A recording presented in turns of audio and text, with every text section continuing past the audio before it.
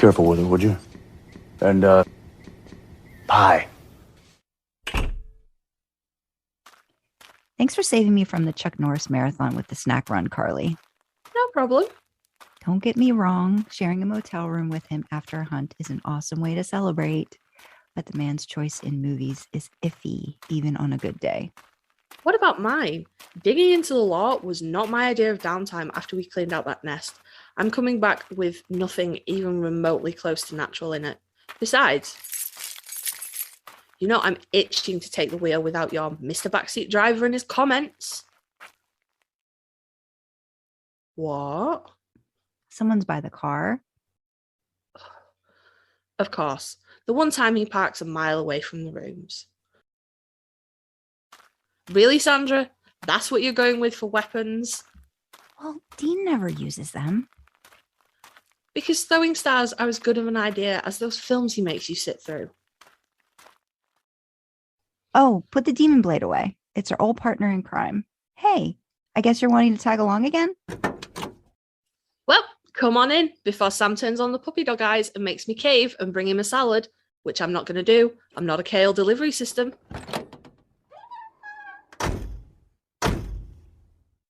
All right. Well, you know Dean's house rules in Baby. Driver picks the music, shotgun shuts his cakehole, and the ones in the back enjoy the ride, idling in the Impala. Hope you like meatloaf. For a snack? Music. Sandra. Music.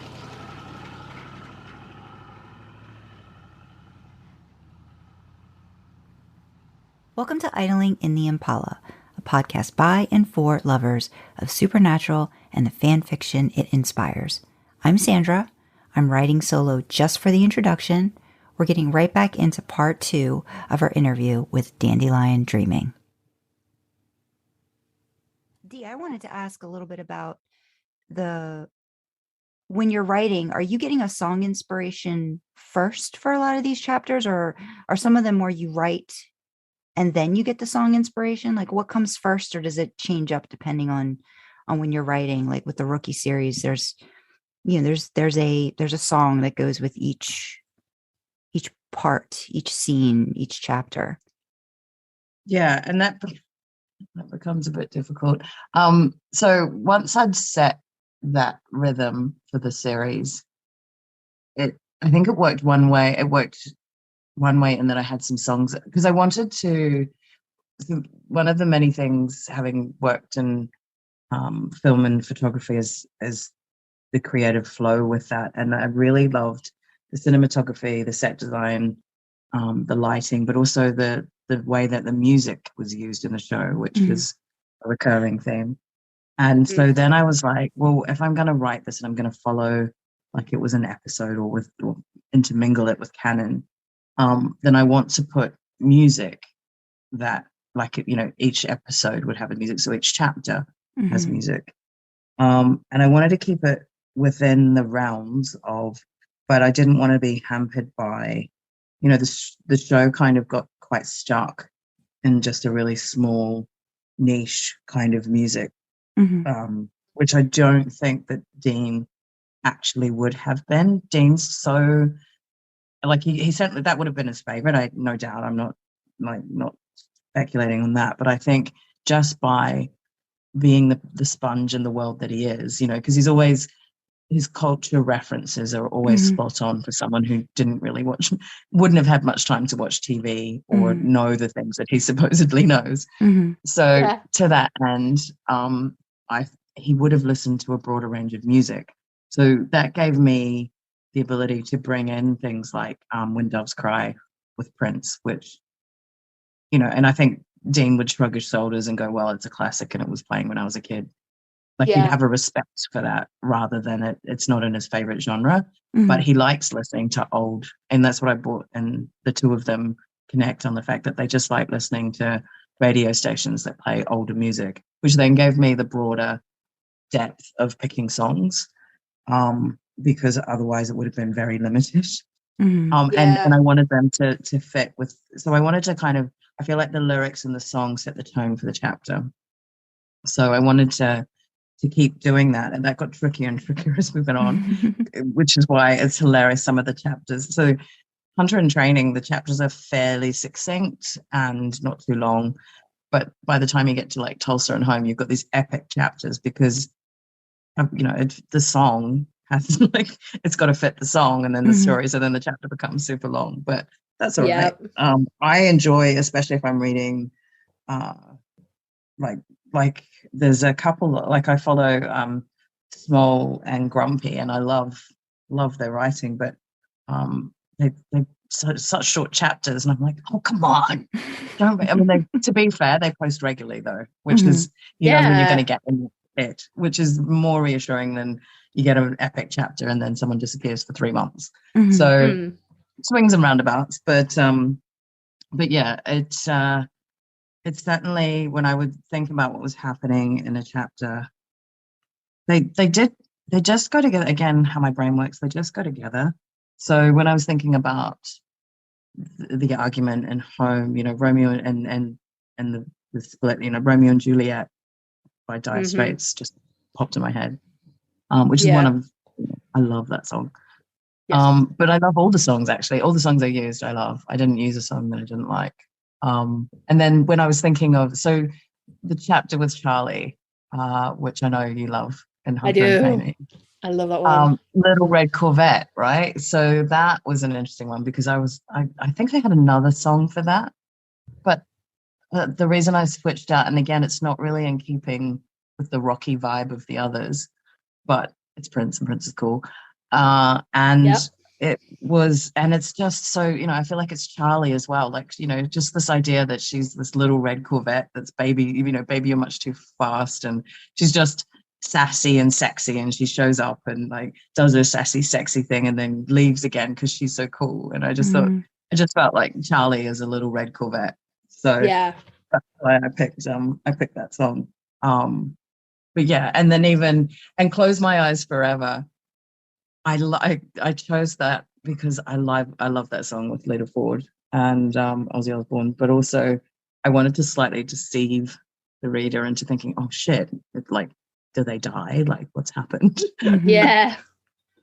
So I do use them in that play as well. Like, I definitely tell the story or lead the reader in with the lyrics and that I choose from the song and the song. Sorry, is that too long? I feel like I've waffled on that one, but no. I was just thinking. What was I talking about? I was thinking, like, because I put fix the music as well, and I was thinking I hear the song and get inspired, and it's not quite as nuanced as you, like, fitting the story around all those different songs, and I'm just quite envious, to be honest. I'm just like, damn, I wish I could do that, because I'm just like, oh, this song has this one line, that's great, and then I'll work something around that one line, but I couldn't make a story fit like a playlist of songs, or even a playlist of songs fit a story, whichever way you start it. I'm just envious. I think you just take and you have it. You take your love of music. Like, I have a love of music and vignettes and things, and I used to say I love when I was. Yeah, well, I was justifying some music choices in the UK. I remember one of my friends mocking me for liking Dolly Parton. And, rude. See, now she's really cool. But in 2001, cool. Not so much, apparently. I mean, I always thought she was cool. And Kenny Rogers as well. So I was telling them what Kenny... Oh, and they didn't know what the Pina Colada song was about. Like, there's so many things I had to explain. So... Apparently their childhood was deprived and their parents did not play them the right songs. So did you not know we have a rule in here that we can only play our children's songs created by British artists? We can't expose them to the cultures of the world. They have to like Oasis and the Beatles and stuff. We can't let them experience that would definitely culture. Be a northern thing for sure, I'm sure. Yeah, I definitely gave away my location there. Yeah, up north, like we don't play any of that foreign shite. Up in Tit North with Tit Fields. That's not my northern accent. I don't know what happened there, but anyway, moving on. So anyway, we had this debate about Dolly and Ken. I was like, story songs. I love story songs. Like, I remember listening to, and I should not, as a child, have been listening to Coward of the County, but it's so evocative, this story, and I don't know. For those that don't know, it's a Kenny Rogers song about a guy who turns the other cheek all the time because his father was a gambler and a brawler and got in trouble. And his father said to him, don't get into fights, it's terrible. And so he gets married. So he's always known as the coward of the county. And he gets married, and then basically these three, the Gatlin brothers, come calling, and the lyrics are literally, and they took turns at Becky, and there was three of them. You know, like as an 8-year-old child, why is that on my radio? Listening to that. But I don't know if I understood. I understood that they attacked his wife, and then he goes, and then they go into a bar, like, and then he, you know, in the toxic masculinity way, he finally says to his father's picture, I promised you not to do the things you've done, but I'm going to go. And he goes and like kills or knocks out or whatever the Gatlin brothers. But it's just this evocative story song, and, you know, in 3 minutes. And so that's the foundations of putting that together with an actual story and matching them up, I guess. Yeah. I'm absolutely obsessed at the moment. It's a cover of a Tim McGraw song. It's called The Thunder Rolls, but it's covered by State of Mind, who are like, it's like a sort of rock metal cover. And it's basically about a guy that's cheating on his wife, and she finds out, and she shoots him. But it's so good. And every time I listen to it, I'm like, oh, I want to write a fic about this. And then I'm like, I can't do anything with this. But it's so good. Like, it's so catchy. I will throw it in the group chat. You should definitely go and listen to it. I could probably write you about 4 lines. Yeah, if you could write me just one paragraph that makes me go, please write more. No, I don't want to write sad stuff though. Like, the boys had enough to deal with in 15 seasons of the show. I want them to be happy. I want them to have happy endings. I don't want them to be sad. No cheating, please. No, I think happy endings are the way to go. When it comes, even if we deal with the angst along the way, it's right. I mean, like, for me, like, writing romance, that's the whole part of it. Like, it's angsty, but then you want them to get together and you want them to have that happily ever after. So that's a part of the journey of it, you know. So I am all for the happy endings. I think that's great. Dee, I wanted to ask, because you've written so much amazing smut. Is there a particular scene of yours that you love more than others in terms of smut? Because I know we have our favorites, and you probably already know them, but because I keep feeling like the pie scene is something you talk about again and again. And I don't know if that's your favorite or if there's just one over the other. I didn't realize. I think the thing I liked about the pie scene was just a new way of Dean. Like, I hadn't read it before, and even one of the commenters was like, "Yes, I've been thinking about this, and I haven't seen it." And I then think, not long after, I did read a fic where someone did the same, but or similar. But I just liked the idea. I was like, Dean loves woman and Dean loves pie. How have these two things not been put together? Yeah. I think it's because everybody thinks about American Pie, and then you get schemed out and you're like, I don't want to touch that with a 10-foot badge pole you're holding. Oh no. I think that's what it is. See, if you say the second threesome, I'm going to be really sad, because I just don't think you can have that as a favorite when you put my boy through hell for that whole story. My poor baby. You guys are so mean to him. The sandwich, the Sam and Dean threesome, I'm not allowed to have that one. Yeah, because you had the other threesome with Thingy, the Casa Erotica actress, and that was fine. Yeah. But then you had that sandwich, Winchester sandwich. And I just don't feel like you're allowed to be like, yeah, no, that's my favorite, because you were so mean to my guy and you made me so sad at the end of that, and it was so great, and then you threw in that one fucking line and I was like, fine. What do you mean, the very last thing he says at the end, or what's the one line? He's like, it was nice to be on the other side of the wall for once, and I'm like, fucking hell, baby, please. See, that's the kind of feedback we all live for. Just FYI, if you're a reader and a commenter, like that, you know, the angst and the feels. Yeah, absolutely.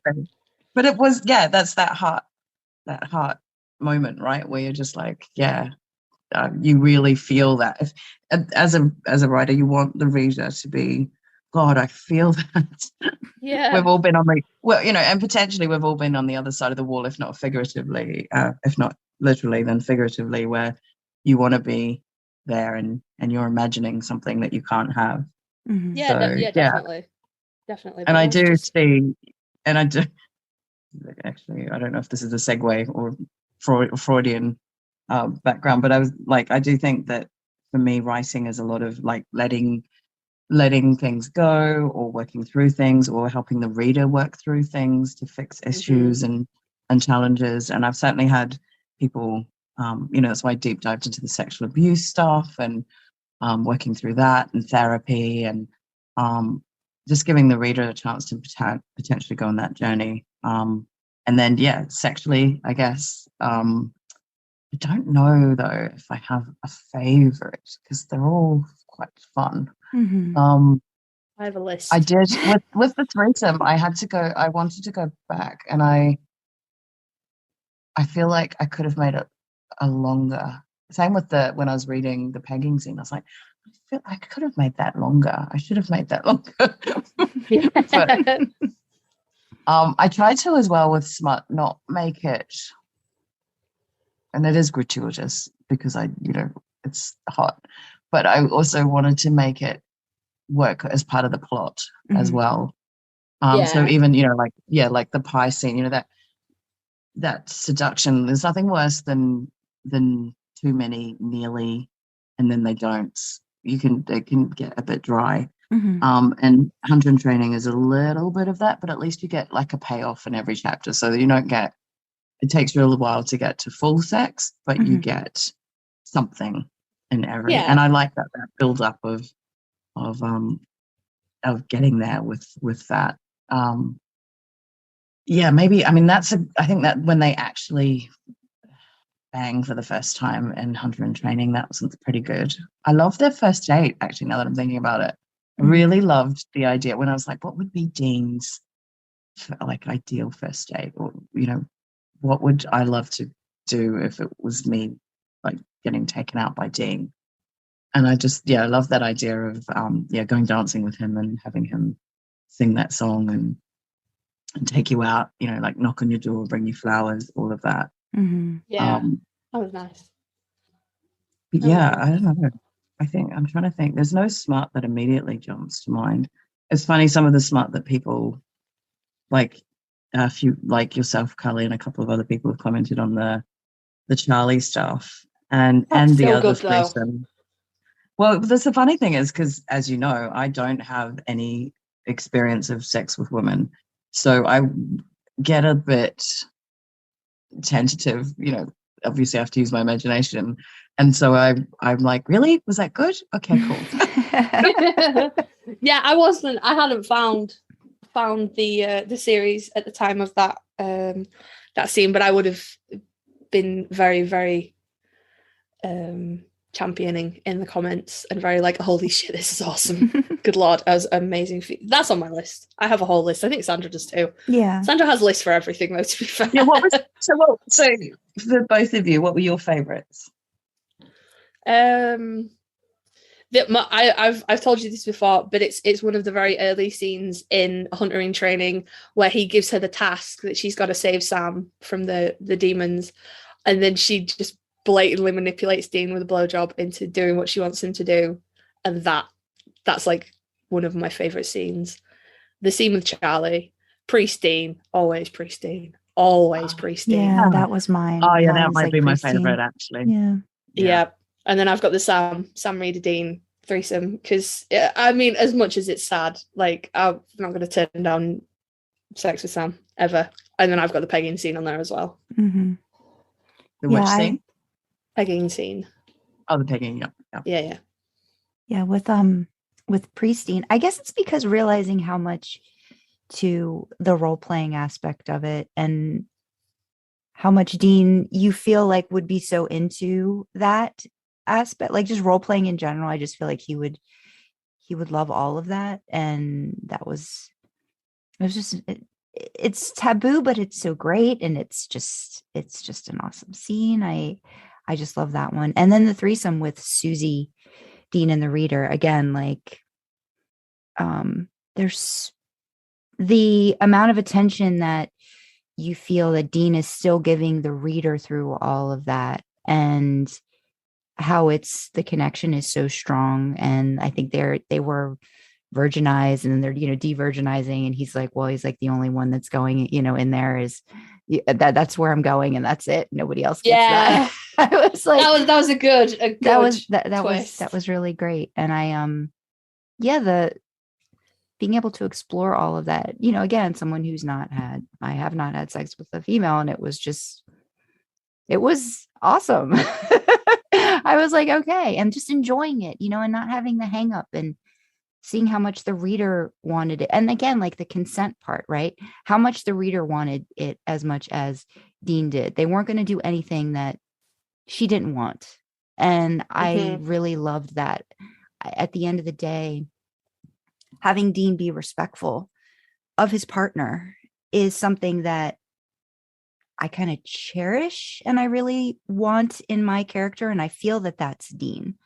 I don't think he really, even if it's just a one night stand, I don't get that vibe from him that he would ever go beyond what the partner is okay with. And it's a safe exploration with him, I guess, beyond like the writing. Like, I feel like my writing with Dean is me exploring things that I feel safe doing with this character that, I think that's rare just in real life. So it's wonderful to have that with someone that you're writing a fiction about and with. So maybe that's why we like writing him so much. Sam can be a bit of a dark horse in that respect.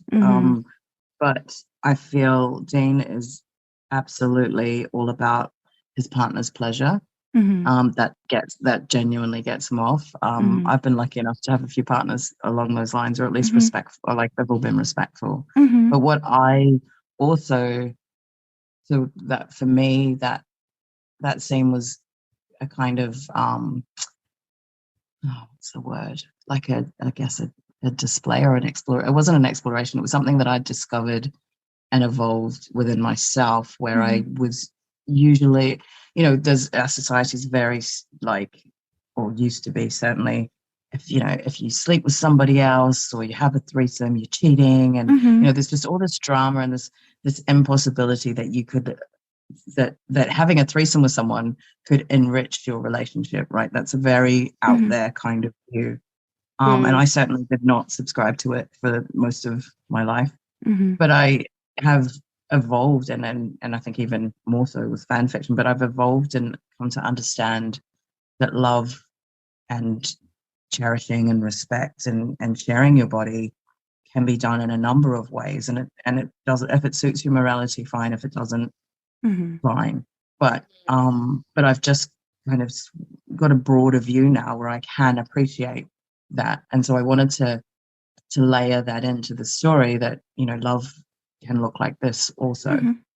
And that's not her doing what Dean wants, so that Dean will, because I think there is definitely threesomes that have occurred, and maybe on both sides, right, where people have done it out of pressure or to please their partner, but not because it's something they wanted. So I wanted to be super clear at every step that both of them want it. And same, and the other way, like I like the sort of mini reveal with the other threesome with Sam, where he knows that she wants it, but equally Dean does that as a as a backup, if you like, and as a little test and as a love letter to both of them, to begin to give them permission should they need it. So so there's always a deeper thing going on, but that for me was really important in that scene was the permission and the enjoyment, and that they both still enjoyed it afterwards, that it wasn't fraught with regret or thinking about it too much. And that's why I added in that she thought it was because of that things had changed with him because of that, and he was really reassuring that it wasn't. And then we find out it wasn't that at all. But I just wanted to put in those fears that people might have. Yeah, maybe there was regret. We don't know. You didn't give Sam a voice. Maybe he went away and cried for hours and hours after. We don't know. You didn't tell us. I did. He knew what it was like on the other side of the wall, and then he was happy. Yeah. And then I remember he said, didn't he say, no, doesn't he say, and if I could see you one more time, that he went the other way, like ran away from that. So yeah, maybe. It's been more than a minute since I've reread, because we planned it as in all things. We planned this, and I was like, yeah, no, I'm definitely going to reread all of that, and then I didn't. A lot. It's a lot to reread. There's no way to reread that in just like a day. No, but we planned this like last week. Still, even like in a week, you couldn't go through. That's all you'd be doing. Yeah. One thing I love, and I just love, like we all do, we've talked about this, is when you just see someone liking, and then I'll message you guys going, oh my god, someone's like literally liked five stories in a row, which means that they've been reading for 3 days straight. And people have commented, I can't stop reading this, I really need to stop. I just had somebody who's just been reading, so awesome. They read the pegging one and they liked it and commented, like they sent another comment, and now I'm going through all of your other things. And I was like, okay, good. I like that. We've all been there. We all know.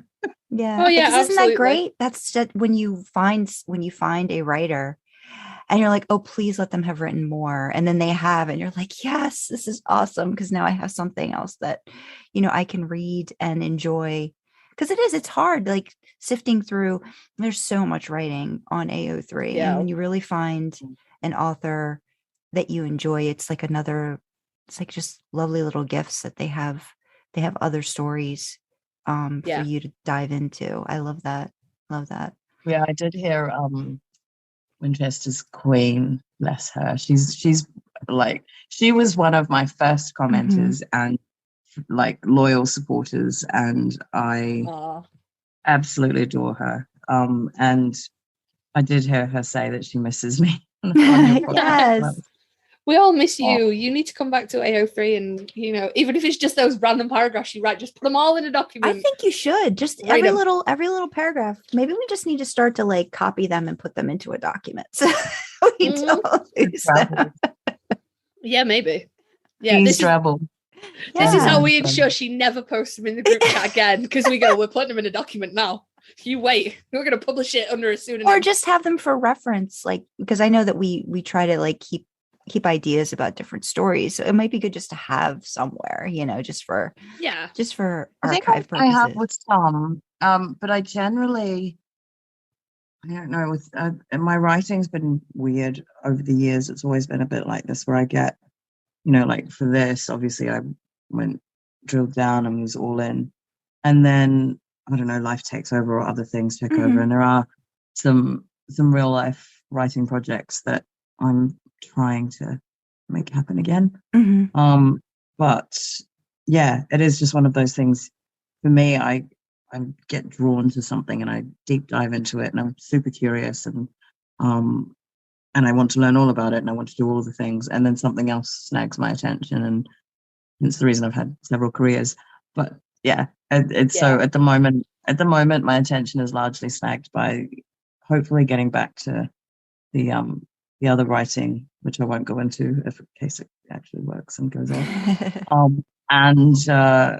And cryptocurrency. So I'm learning. I'm all about cryptocurrency. So when I'm a crypto millionaire, maybe I'll have some AO3 time. Yeah. Absolutely. That's a 3 to 5 year plan, but that's all right. It's fine. That's okay. That's okay. That's a good plan to have. I have a 3 to 5 hour plan going on usually. Occasionally we can stretch out to days. Well, and to be fair too, I think that everybody had a lot of time to write and reflect during, the past 2 years. There was a lot of, I know there was time for me to do a lot more writing when the pandemic closed things down. And I loved your what was the series with Dean and the pandemic PPE gear? It's like, where's Oh. Dean and my PPE gear? I will need it. I Oh, need Dean to yeah. give me PPE gear. Yeah, the pure. It was like I think I had named it something about the Purell. Like whatever he mentioned in one of the shows about like I'm gonna bathe myself in Purell tonight. I think I named it that. Yeah. But then I tweaked it. I'm like, I'm going to pull it and I'm just going to turn it into something that maybe people will want to purchase. So I just pulled that off of AO3. You've changed taken that some down from names. AO3, haven't Yeah. you? Oh, Yeah. did you? Yeah, I did. Oh, I did. Yeah. Because I liked like it enough. that. I'm like, I'm just going to do that. Yes, I took it off. But yeah, yeah, actually, we talked about that, didn't we? Mm-hmm. Yeah. We talked about so many things. Yeah. So it's I have the audiobook of that. It's sitting in my Audible library. Yeah. Yes, that's right. I remember now because I remember now. Yeah. Because it's so weird because it's not Dean, but it is Dean, but it's not. Yeah, I remember now. Yeah, so that was fun. But yeah, because I remember trying when I started with View, that was originally the premise. Like, well, what if it's just like, everybody's in lockdown and, there's a neighbor and all that. But then I'm like, oh God, that's too close to reality. Let's just change it to something else and just have him be the hot neighbor that she doesn't really know a lot about and gets to know and doing it that way. So yeah. There was a lot of time. I think there's a little bit of but most of us were so depressed by the pandemic that we didn't want to write about it. Yeah. Like we were here in Australia, we were just like, we were talking recently about the lockdown that we endured, and we were just saying, like, how can you believe like we didn't leave our house? Like we couldn't leave our city. Like that was only a few months ago, and it's already becoming so bizarre that we can't even imagine it. Yeah. So no one wanted to write about that. Yeah. I have read a few pandemic-based fics though, but I try to avoid them because I was sad and I don't want to relive that period of time in my life. Yeah. Escapism is why I'm here, people. Escape. Yeah, absolutely. If we're stuck in the house, by God, we're going to read about not being stuck in the house. Yeah, absolutely. And if you're telling me I'm stuck in the house with Daniel and he's not here, then yeah. Although to be fair, he is on my desk because I do have the very kindly signed picture by Jensen that you sent me, Sandra. Oh, so he sits on my desk and smolders at me and gives me a little bit of a. Well, because the Impala's like our safe space, right? So I had to find pictures of them in the Impala looking into the backseat for the both of you. So I was like, and those pictures were just so great when I found them. Like, I've got to use these. I've got to print these out and have them sign that. So that was great. Depending on my mood for the day, he's like, "What are you doing with your life?" Or, "Hey, how are you doing?" Actually, we owe you a thank you because even the title, the name of this podcast came from you because it was just the group chat, wasn't it? And then it was we should it's like being in the Impala, and I changed the name of the group chat to the Impala, and then you were like, no, I want something better than that. And then it was idling in the Impala, and then we stole it for the podcast with permission, people. We didn't nick it off her. We were like, can we use this? Again, the insight to my brain. No, we can't just leave it at that. We need some finesse. We need to finesse this. We need to zhuzh it. Yeah, but it's great. I love it. I love it. Persephone's wanting to join the podcast now. Oh, hello, princess. The fat lad is just sat next to me on his blanket on the bed because he can't just sleep on the duvet. That would be sacrilege. He needs a blanket. He's a pampered boy. See if I can get her to squeak. Say hi. No, there's no squeaking. No. So, as you know, listening to Winchester's Queen, this episode, we ask you to bring some FicRecs along that we can, the lovely Sandra can narrate and put out to our viewers.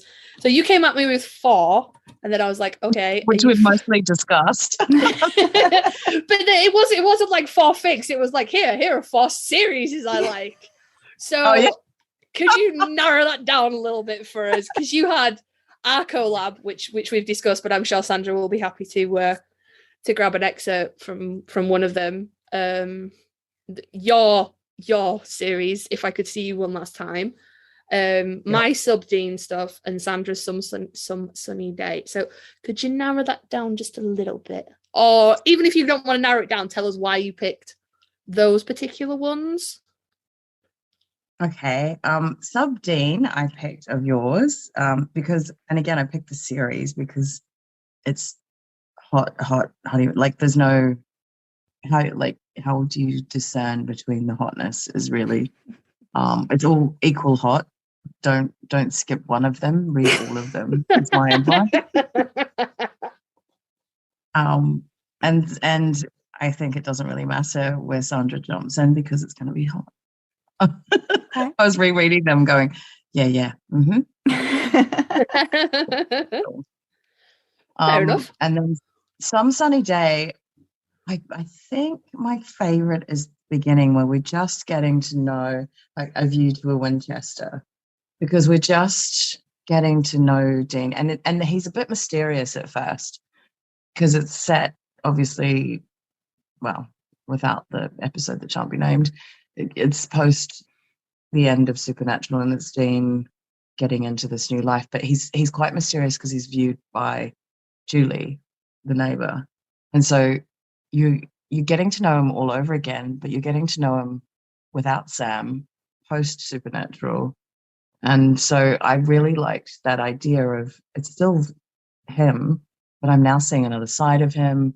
I'm seeing him fall in love without, having to fight demons and God. Mm-hmm. So I really felt like I was getting to know him all over again, but like an older, moderated. Like, yeah, I really liked that initial. It drew me in, and then holy heck, we went on an epic journey with the two of them. Yeah, The rookie was epic. Mm-hmm. Yeah, Julie and Dean.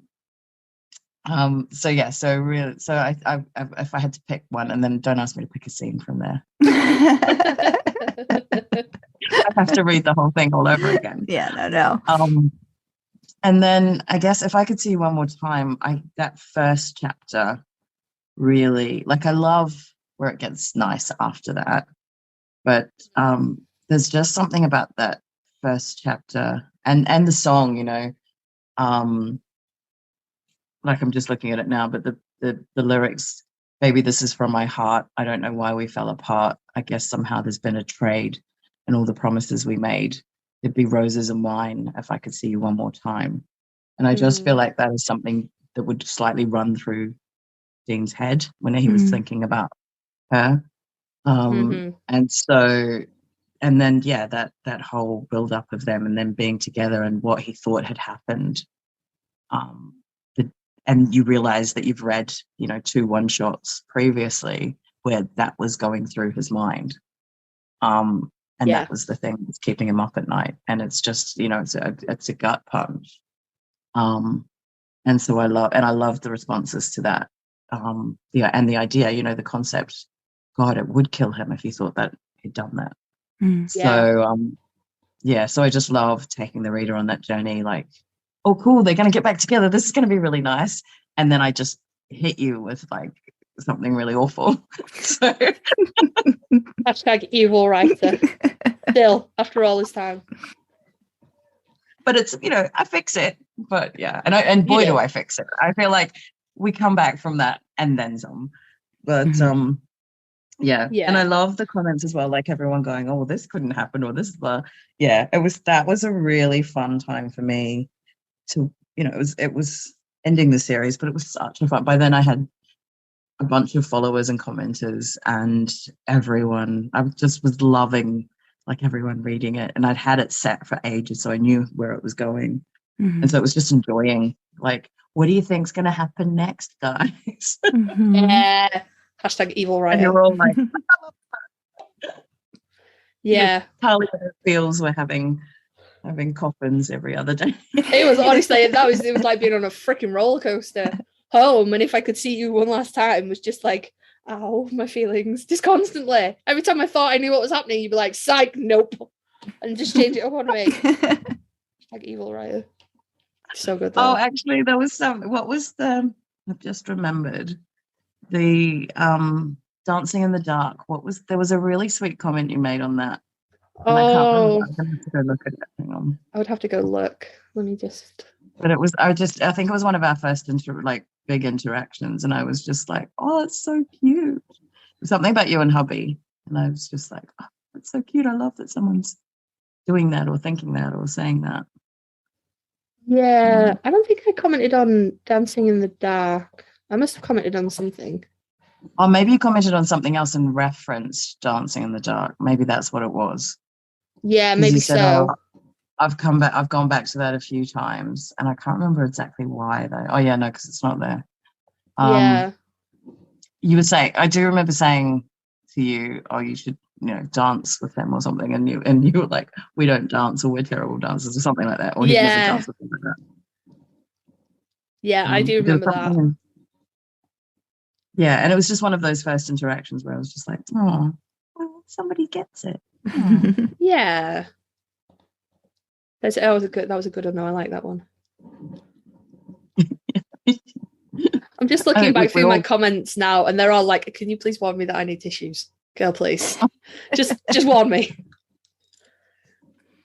Yeah. Well, yeah, I did on one of them, and then you all jumped to all sorts of conclusions. Because I remember, because I just said at the beginning of the chapter, on something like, "I'm so sorry. You should go and get some tissues," and it was really succinct. It was just like, "I'm so sorry.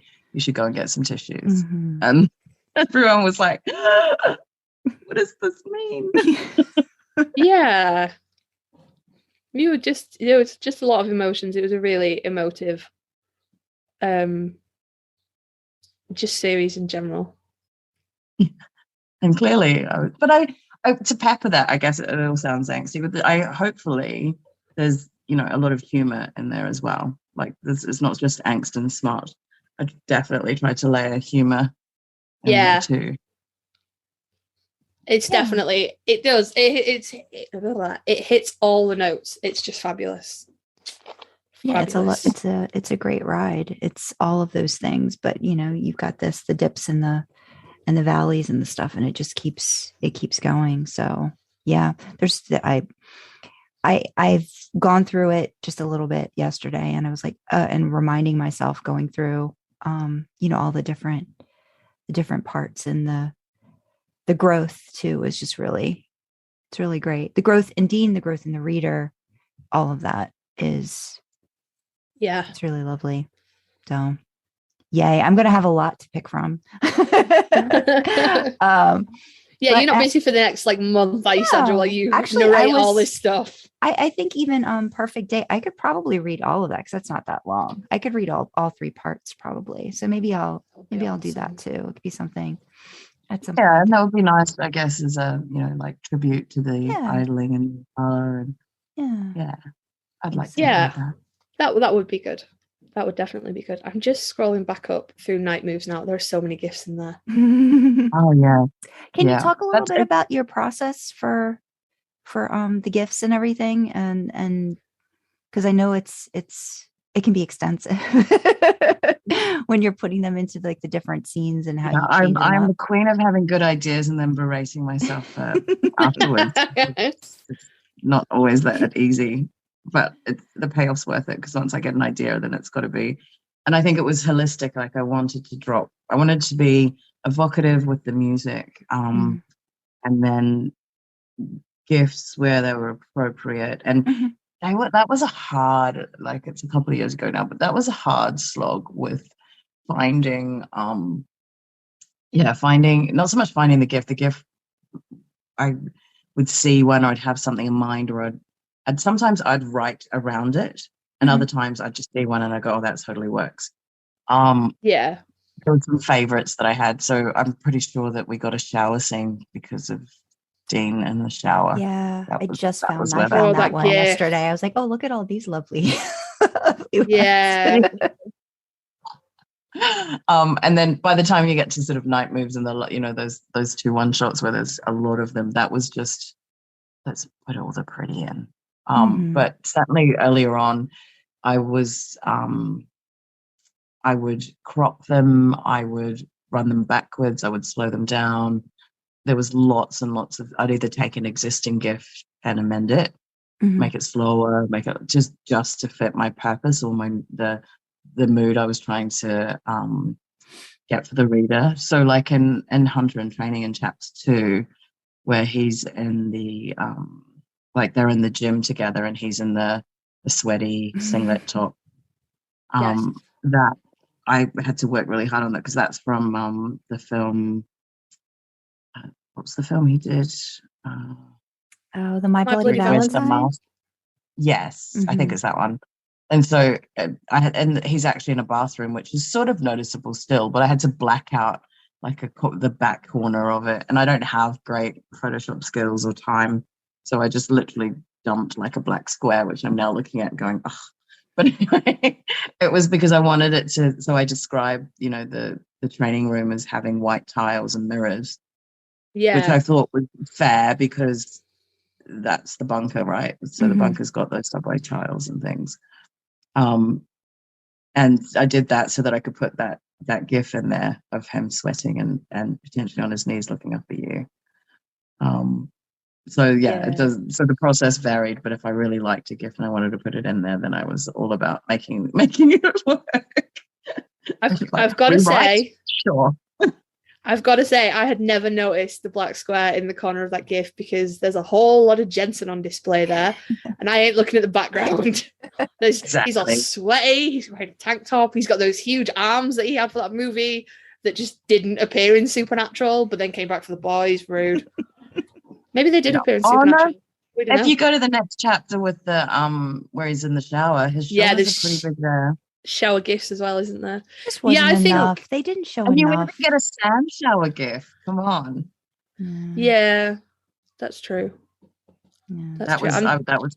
There's some naked Sam. Well, half naked Sam. Yeah, but that's not. That boy's body is too good to not have half naked Sam. He takes his shirt off a whole lot more in Walker than he ever did in Supernatural, though. Such a shame that show sucks. Actually, in your favorite, like the chapter you're saying you enjoy about the challenge, I'm just going through now, and I had to really crop that GIF so it looks like Dean's getting head, which a lot of people had done, but they'd left his blue shirt, and considering he's supposed to be wearing, some sort of, I didn't want to take the reader out of it. So I cropped it so that you couldn't see what he was wearing because he's supposed to be wearing a guard uniform. Yeah, it's good cropping, that one. I like that one. It's all about the cropping. I'm definitely gonna be going through and rereading because I had forgotten all the glorious GIFs that were in these works. So yeah, I might just go through and re-comment on everything. Something that that I remember you saying, Sandra, was when Rookie shares her backstory. And that you were saying that really drew you in because up till then it had just kind of been sort of semi, like just hot, sort of smutty kind of thing. And another thing you said, was you like the callback. So what is, I don't know, you tell me more about that. About just, well, so I think the one thing I liked was with Reader was she's also very guarded, in a way that Dean is, and you get the little bits and pieces as things go on. And I like that in the intimacy of it, things would come out and then the reaction and how Dean worked with her and through her, those different things, especially I think like the first time it was the anal scene. And then all of that came back and how very protective he is of her. And I think that's why I love Dean so much too. But that was a slow coming to, even for me, like as a viewer, like I wasn't immediately, as Karlee, and I expressed, it wasn't Jensen or anything that drew me to Supernatural at first. It was Jared, and the character of Sam just was not, I wasn't connecting with him. And I think I kind of didn't want, looking really back at it now, I don't think I really wanted to see Dean and realize how much of him I felt like I was as a character and a person. So seeing how he is with other people that he cares about, you were talking about the exploration in a relationship and a partner. They're very similar and butt heads and how they find a way to come together. You know what I mean? I loved all of that growth that I think they both had in the story. I just really the tattoo scene in the very beginning, like, first of all, like, I was trying to get into the mindset of, well, where's the tattoo artist is watching all of this is going on. I was like, okay. But equally, the tattoo artist is doing the tattoo, because I thought that too. And then I was like, well, no, 'cause the tattoo is like head down, focused on what he's doing. There's no way he's looking around the room, right? But I was like, whoa, boy, there's a lot going on there.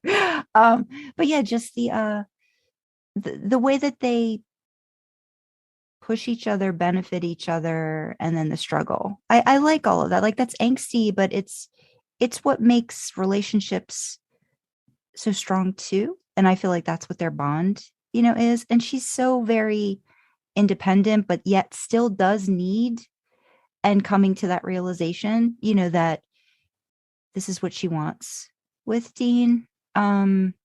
There's a lot. I mean, there's a lot. There's so much in the story, but yeah. And just the exploration and the feeling safe. We've talked about that, I think, a lot too, Dee, like just the safety aspect of it. Like, not only making the reader feel safe or the female character, but making Dean feel safe, feel like he's not going to be rejected, feel like he's going to be accepted for everything, even his faults, and even, decisions, like, even if they weren't something you might do, you love the person as a whole. And you can get beyond those things. And I think that he's so hard on himself that it's nice to have a partner that, will be there for him. So, and I loved I definitely wanted to get that. Yeah. Like, I felt like a lot of things I was saying were things that the fandom wanted to tell him or do for him. And so my vehicle for that was the reader character with similar but different wounds. But, they both had lack of self-worth and abandonment and issues up the wazoo. But that very much was,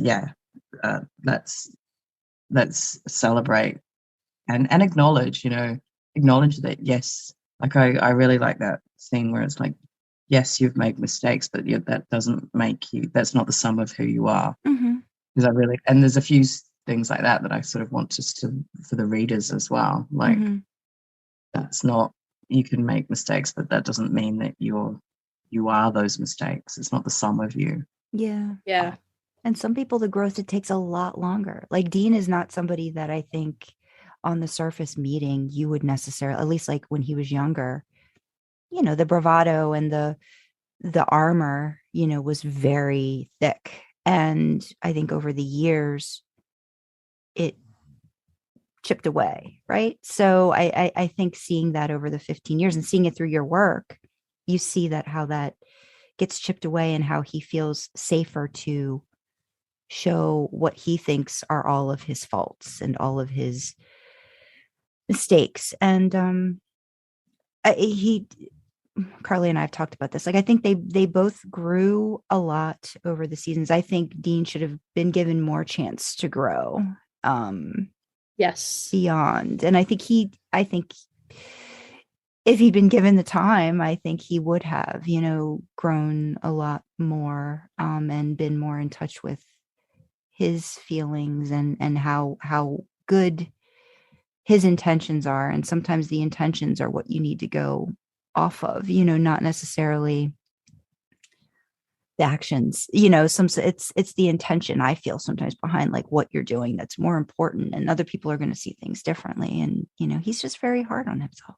I could go on and on and on, and how much I want him to be nicer to himself. So I feel like we as lovers of him do that for him, his character. It's so crazy, isn't it? It's so crazy, the character. How much I feel he's redemption for him. Yeah.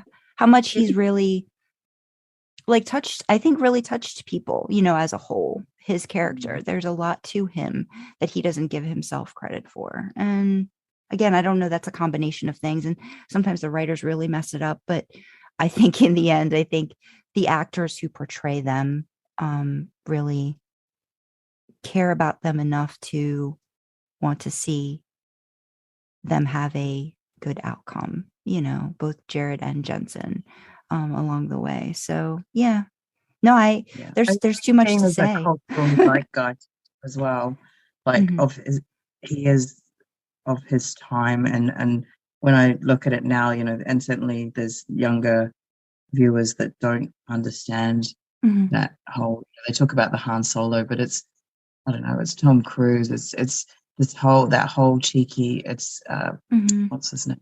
Just thinking, there's just literally the 80s and 90s. Oh yeah, everything 80s.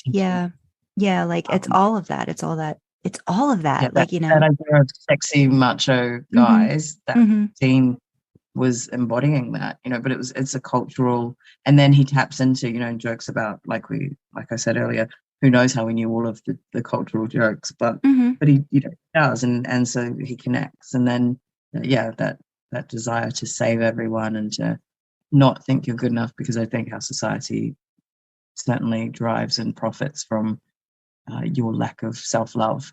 So he's a really good indicator of that. And the fact that he doesn't see, he wants to, you know, he still is that, and I say it, he's that light-hearted dork who's also a monster killing machine that goes up into hell, literally, not using that word incorrectly, and you know, doesn't give up and always keeps fighting. And I just think that is something that we all, actually, that was another thing I sort of, they know that there's a large vet audience, so again, that idea that you'll get a reward post death. No, just no. And to be fair too, I mean, I think, and I've talked to Karlee about this too, they really did, the whole the Sam arc, I think, was very overshadowed a lot of the times by what was going on with Dean, and I think they bounced back and forth a lot. But I feel like they really didn't give Sam enough time, and I think they made Sam out a lot to be the villain through the writing, in a lot of ways that I feel, you know, aren't lovely for Sam. So I do try to go back and really, you know, look at his struggles too, but how they are very different from Dean's struggles, and how all of, like, the familial aspect of it, and how all of those different things create sort of, like, you know, different results in people based off of that. So it really is very interesting, you know, when you really go into it more, and you can just peel the layers back and look at the characters. It's great. And that we get the chance to then play with these characters beyond that, you know, or expound on a scene, or you put your rookie somewhere where, you know, they are there in an episode, but like in certain other aspects of it. So all of those things, I was really impressed with the way you followed Canon and put the character through that. There's so much. I was going to ask you too, do you have like a little Bible? Because I know just with me trying to write a series, I have to go back and reread my stuff because I don't have like an outline. I'm like, I want to make sure I find something that's going to follow, and not like, well, no, I don't want to be a supernatural writer that doesn't remember what happened in season 3 and then write something in season 12 that is diametrically opposed to what occurred. So, if only if only the writers had, you know, your consistency there, Sandra. But I feel like that Dee did that too. Like, and you want to make sure you're following it, and even if you stray from it, it still feels genuine. It still feels like the character, and it's not being disrespectful to the character, kind of thing. So I said this to you a lot of times in comments, Dee, but it really did feel like, especially when you were heavy in canon, like for Home, it felt like it was happening just off screen. Like the situations that you put your characters in, it was just off camera, and then Dean's going to walk away from that and he's going to be back on camera carrying on with the plot. It was incredible. just incredible. Thank you. Yeah, it did by home, because it was so canon and meshed. There was a lot more, like a lot of super wiki, super wikiing. Yeah. I have mostly lucky. I think I'm lucky / unlucky in that my brain can track and keep those things. Like if I try and write something, my brain will go, no, because you said this, blah blah blah blah. It's like a sentence that I'm able to pick up again. Oh, But that's lovely. That's I'm helpful. glad you have that skill, because I do not. Me and Sam were done to that, frantically writing notes, and Dee's just like, Like, wait, when did this happen? got it. Let me go find this. Let me go search. Let Yeah. me go see, because I don't want to like mess things up. Yeah. We're like Yeah. 8 scrolls it's back like in a our thread. own I'm able to work. pick up the thread again, which is like I was saying when I started to pull them all together at the end. Mhm. It's just helpful. Something goes, but if it's date specific, so like or canon specific, then I go into canon and I weave it through. Mhm. But then I think I moved something around slightly to make, like when Charlie went to Oz, I Mhm. think I switched that by a couple of episodes to Mhm. suit, because it didn't make any difference to canon, Mhm. because when you actually watch it, that episode is like a weird anomaly. Like it's not, and I don't think Kevin. I don't think Kevin even appears in that episode, but he's supposed to be in the bunker or something. Anyway, but the other thing I did do as I got further along was write out a timeline. I had to work out the dates of like when Dean became a demon and then this happened, and have that timeline to interweave with canon. And that was probably the only thing that I actually wrote down and went, right, so this for this to work, this would have happened here, and then that would have happened there. And I put it in the note at the end. But yeah, I certainly every now and then would puzzle it out, but I only had to write that timeline down to get my head around what was happening. The rest of it, the threads would pop up and go, hey, remember? Like, where's Rookie Wow. gonna go post the hospital? Oh, wait, remember what happened at the end of Tulsa? Oh yeah, okay. And so yeah, that would that mostly my brain helps. But when I'm doing something more structured in terms of writing, or I have a plan, which is the thing I'm working on at the moment, and it can be quite hampering trying to stick to a plan, but I have I have objectives about what I want to deliver rather than just tell a story. So Right. I think it depends what you're writing, but if you want to have points, and they have a I started using it and I've lost it, but there's a couple of writing tools you can use for that reason, because I would start I've using got Plotter. I've tried to use that for like some of my, because and I tend to try to do like an outline, or at least like this is where I want this is where I want them to go from this point to this point. But yeah, I've learned you've really got to kind of, as you're writing, you've got to go back and like, if there's descriptions, what's the character like, like all those things you have to, I do anyway. I've got to give myself some little cheat sheets. And I think I've used like Microsoft Notes and things like that for other works that I've done. I should have done that more with with the fanfic, but I didn't. So I learned my also lesson. your characters are more, and you've got side characters. So if you think about mine, I think literally Rookie is the only one. All the others are canon characters. So I haven't had to invent or remember anybody. Oh no, actually that's not true. There's Seltherna and Ariane. But yeah, but definitely I think if I wasn't working with established story and established characters, I do have to plot out much more, and it's much more involved, and I have to flesh out, well, what would they do in this situation? What kind of person are they? Are they the sort of person that would get angry and start a fight, or are they the sort of person that would back down and simmer and sulk, or so yeah, I totally get that. So this is why I write one shots, people, because you don't have to plot that much for one shot. You just kind of go, wow, this Because I can't do that. My ability to plot is unbelievably limited, and I can't do it. So I have to just focus on one scene. But like, those are all really good information and tools for people who can plot, who are not me.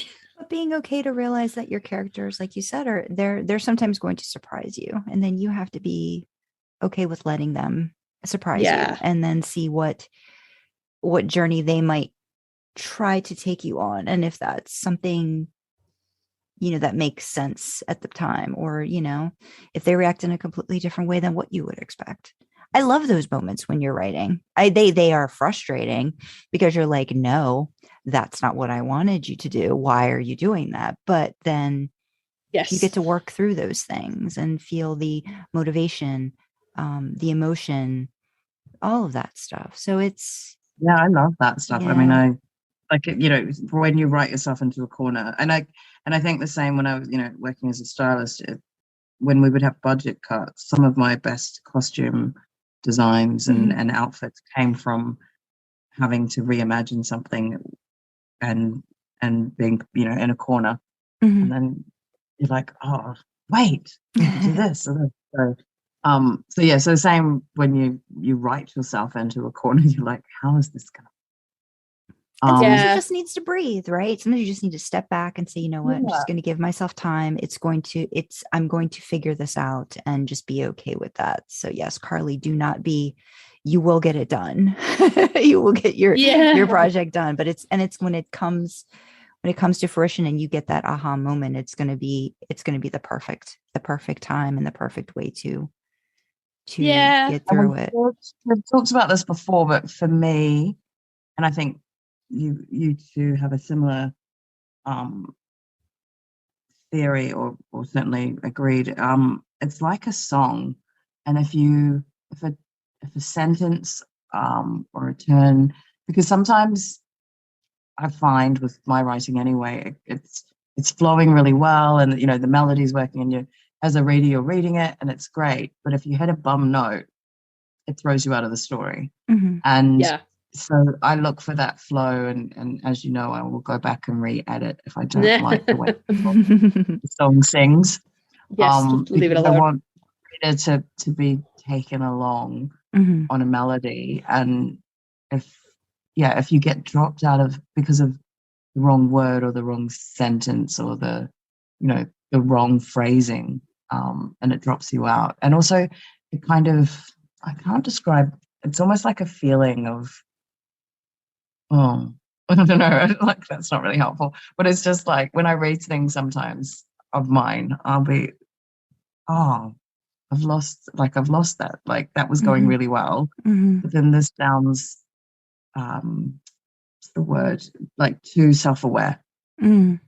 Yeah. You kind of, you're not writing the story. You're the author explaining your thought process to the reader, rather than taking the character. So and hopefully I maintain that a bit. But if you over explaining, or the character's over explaining, then you're the author pushing your ideas rather than the character exploring the moment. Yeah. Show don't tell. Absolutely. Yeah, I can get on board with that. I try and work around sort of the experience itself. I'm not trying to tell a story, but this is just for me. This is just how I write. I'm not trying to tell a story. I'm trying to put you in an experience, which is why my works tend to be shorter and they tend to be focused on one single scene, just because I find that easier to write personally. But I don't want you to feel like I'm sitting down and telling you a story. I want you to feel like you're living and breathing this experience. And you're kind of, you're not noticing the theme. I mean, you can look for some thematics, and I just realized we've not really gone into the structure and the minutiae of construction of stories and a certain way that most writers will talk about work, because I find that more, I don't know, it's slightly redundant. It takes you away from just be there and enjoy the moment. I want you to hang out there. I don't want you to get lost. And this is the theme. This is the blood. Oh, have a good time or a bad time. Yeah.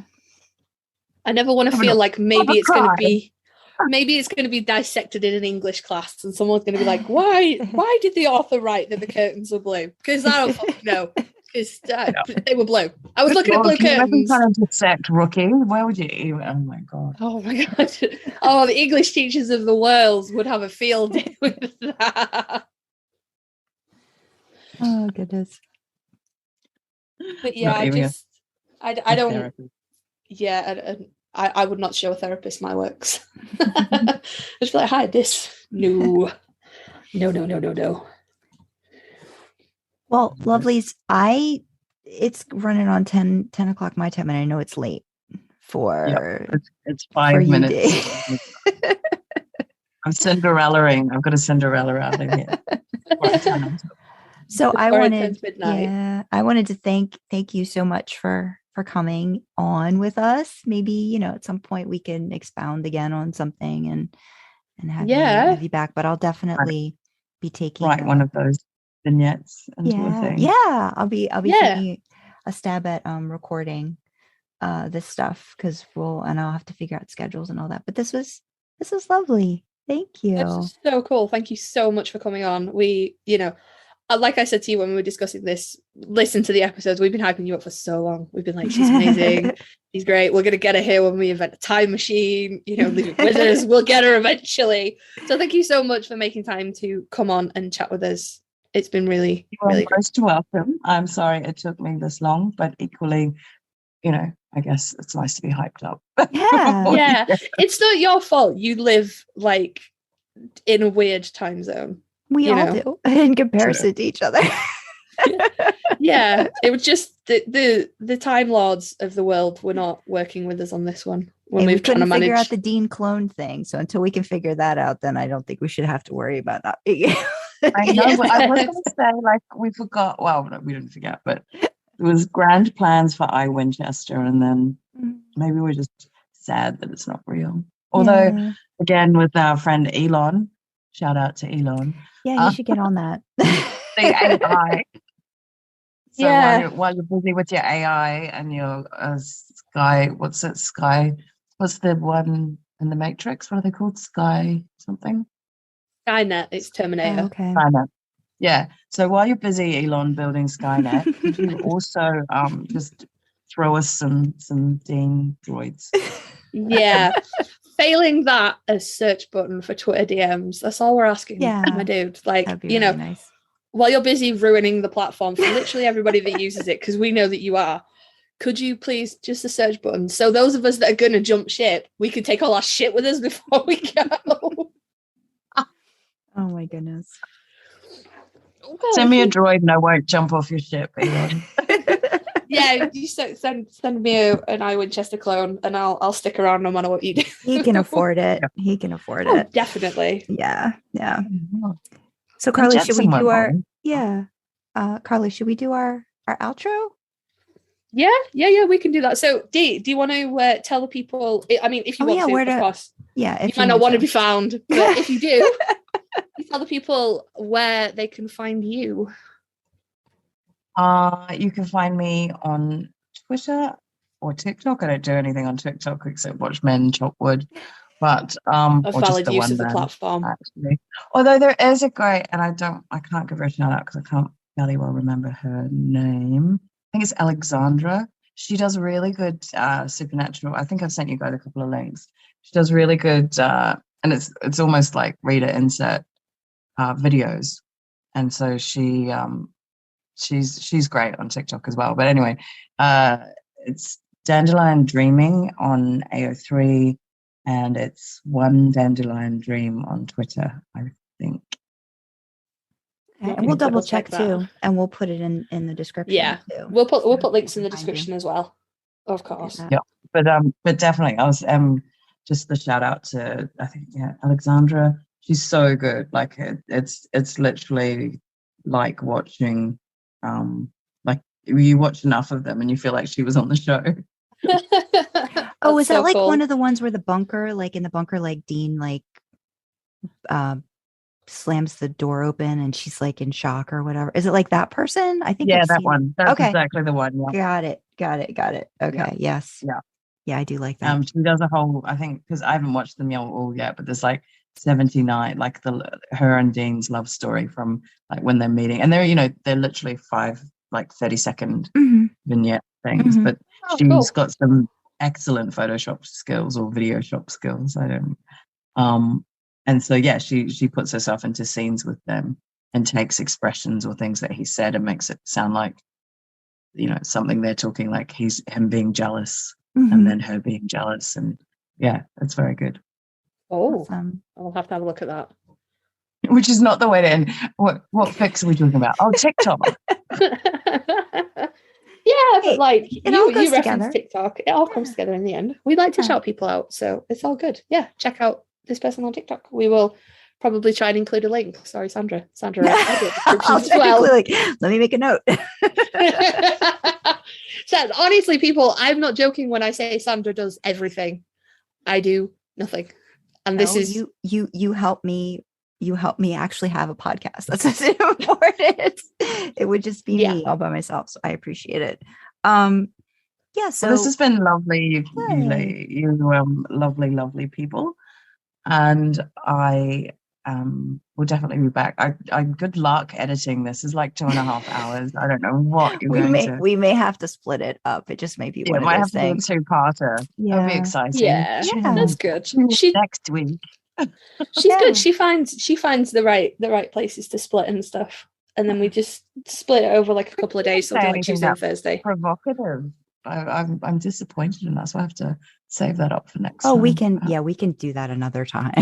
Yeah, definitely. It's incentive for you to come back. It's incentive for us to manipulate time again to get you back to discuss provocative things. Oh goodness.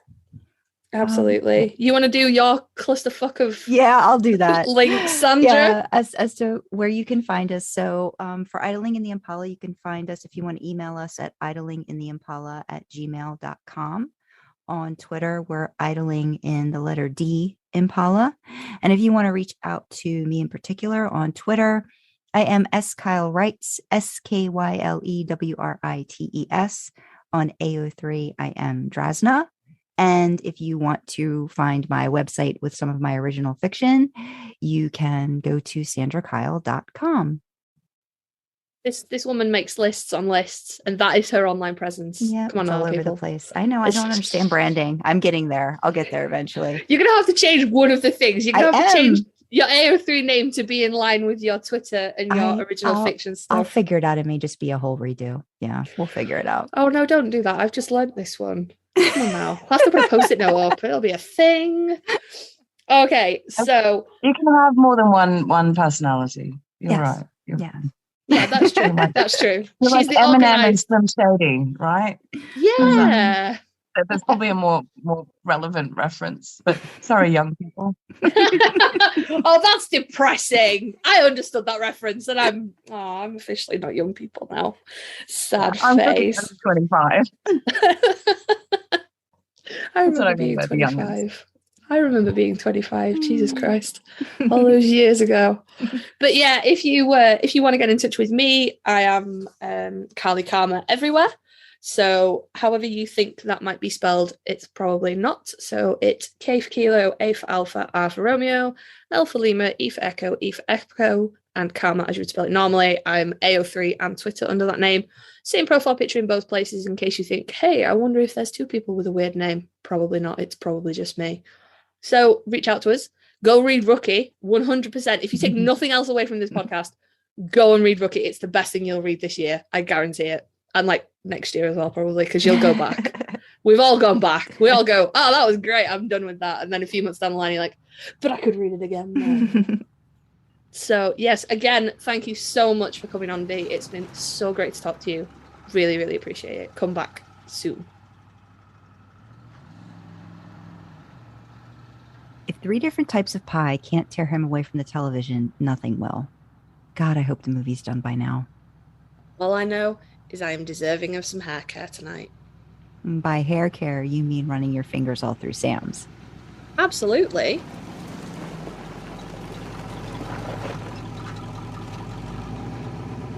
Well, baby's back safe and sound, and we've got some boys to see.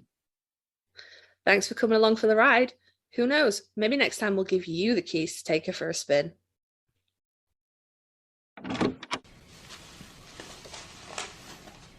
Where's the pie? Look at these chemicals. You even read the label? No, I read pie. The rest is just blah, blah, blah.